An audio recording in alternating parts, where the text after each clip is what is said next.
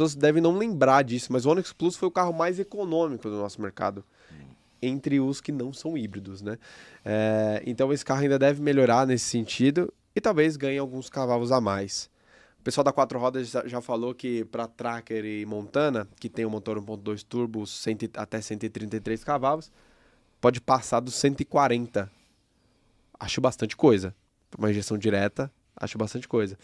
Mas eu não tinha pensado, Edu, justamente nesse ponto, cara. Que é de fato eles estarem liberando espaço para que a S10 e o Trailblazer possam vender. Tudo bem que o Trailblazer a fatia é bem menor, mas a S10... Mas a S10 é segunda, é a segunda ou terceira, ela reveza tá ali, com a Ranger. Ela e a Ranger revezam. Tudo bem que assim, as regras de emissão para os motores a diesel é um pouco mais tranquila, tá? Por incrível que pareça. Mas eles não entram na média? Na média da marca? Eles entram na média, mas o cálculo é diferente.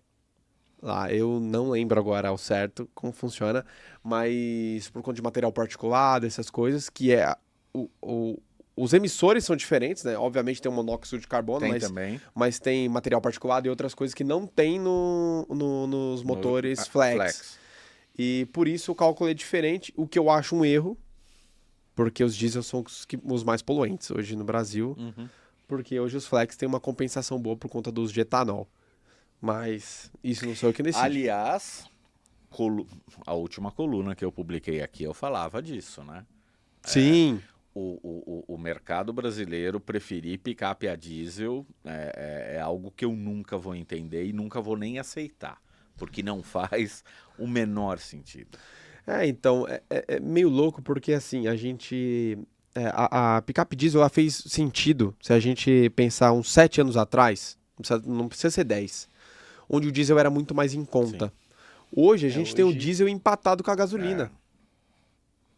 Então, assim, começa a ficar uma questão, será que é necessário? Tudo bem, tem o torque melhor, então dependendo do tipo de trabalho que você vai fazer, realmente vale a pena. Mas custo de manutenção também. Só que se o cara tem mas assim, o custo de manutenção varia muito, porque embora a gente tenha as revisões mais espaçadas no diesel, a manutenção do motor a diesel ela é mais cara. Sim.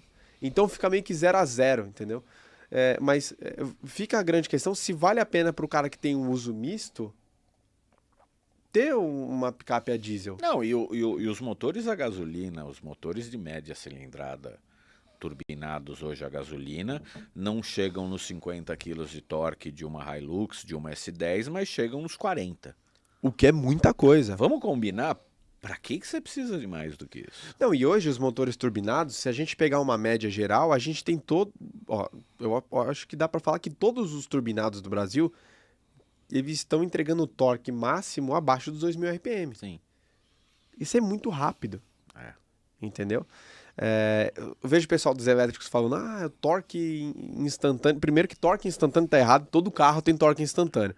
Ele ser totalmente instantâneo é a diferença.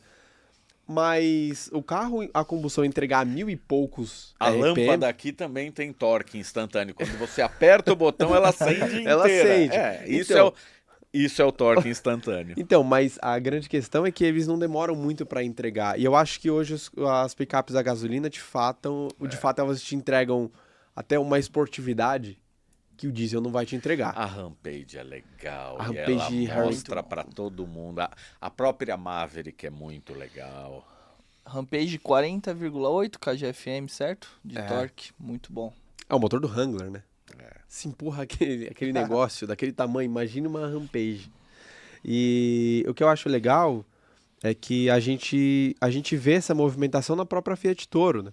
A Toro tem perdido versões a diesel, deve manter uma ou duas, mas vai focar mais no conjunto flex. O Edu até com a gente aqui publicou um estudo sobre desvalorização de diesel era uma coisa assim absurda, comparação principalmente ali de Commander, enfim.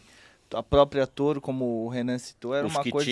Os poucos modelos que ainda tem os dois tipos de motorização, ciclo Otto e ciclo diesel, os modelos a diesel estão depreciando mais rápido. Mas o povo gosta, não tem jeito. Não tem jeito. Tanto que as picapes flex foram morrendo. Pra quem não se lembra, a gente teve S10, Hilux, tudo flex aqui no Brasil. As picapes médias, hoje você quer ter uma picape a gasolina, você tem as intermediárias. Estrada, as compactas todas. Nas intermediárias também, Maverick, Rampage. Maverick é bem legal também. Toro e Oroch. E Montana. E Montana. E aí você pula o segmento inteirinho das médias e vai reencontrar com a gasolina só lá nas grandonas. Ou a Ranger Raptor, que é um absurdo. Mas eu escrevi a coluna por conta dela. Por conta da Ranger muito boa essa Raptor. Eu coluna. Fiquei uma semana com ela, eu falei, cara, não é só a melhor picape que eu já dirigi, é um dos melhores carros que eu já dirigi. Cara, eu também dirigi a Ranger Raptor nesse ano e eu vou ser muito sincero. Dos carros que eu testei esse ano foram vários, assim, né? Que a gente basicamente pega quase um por semana. Ranger Raptor e Civic Type R são o topo do topo, assim, de carros legais de dirigir. Eu vi uns posts que você fez hoje do cara, Type não R tem e eu como. fiquei com bastante dor de cotovelo. É porque... Eu nunca ganhei esse carro. Eu tava... Pra todo mundo que veio me perguntar sobre o carro, eu falava assim, pessoal, vocês têm que ver, cara, o câmbio manual de 6 marchas, que é um tesão pra dirigir carro manual desse tipo, e o engate de marcha é muito preciso. Não, e não é só isso. Eu recebi uma... Pedagogicamente, eu aprendi que qualquer coisa que tivesse mais de 200 cavalos era melhor empurrar do que puxar. Ou seja, tração traseira. E esse carro é uma grande quebra de paradigma, porque ele tem uma puta cavalaria e a tração dianteira. Então eu sou super curioso para andar. E é muito legal ver como esse carro não é tão dianteiro na hora que você põe ele para andar de fato. Ele sabe se comportar. Ele não passarinha à frente. Não, ele sabe se comportar. E faz curva que é uma beleza, faz curva demais, cara.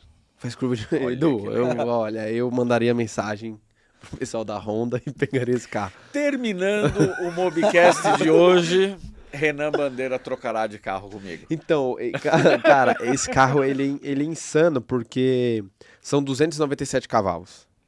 Ele é o mais fraco Type R do mundo, ainda que seja muito potente, e o problema é nosso. Eu fiz uma matéria sobre isso ano passado no lançamento, que o problema é a nossa gasolina. Né? Esse carro tem mais de 300 cavalos em todos os outros mercados em que é vendido. Ele é um carro limitado, que no Brasil não deve ter 100 unidades, embora tenha vindo o lote de 100, não deve ter vendido a 100 unidades. Só que é engraçado como esse carro chama mais atenção do que o popular 911. Que o 911 vende tanto, a gente vê muito mais na rua do que um M2, do que um Type R, por exemplo. E esse carro, ele consegue ser tão legal quanto. Eu sei, não é um PDK trocando marcha. Mas o fato dele ser manual, ele te torna muito... A relação homem-máquina é muito mais próxima. A experiência sensorial é outro nível. É outro nível de carro. Eu desci pra Baixada com ele. Ó, que legal. A parte de descer não foi legal porque estava muita neblina. Mas a parte de subir cambiando é muito legal, né? Muito legal. Porque você trabalha no giro que você quer e ele sobra. Sobra demais. Entendeu? E assim, tinha que cortar agora pra gente falar mais detalhes, mas quando você termina de subir a Anchieta, parece aquelas retas de fim de corrida de videogame, cara. Porque ela parece infinita, assim. É legal. Mas anos 90, né? Exatamente, mas ficamos nos 80 por hora, que é o que a lei permite. Certamente. Mas assim, tenho que dizer que o carro é legal e usável no dia a dia. Isso é muito interessante.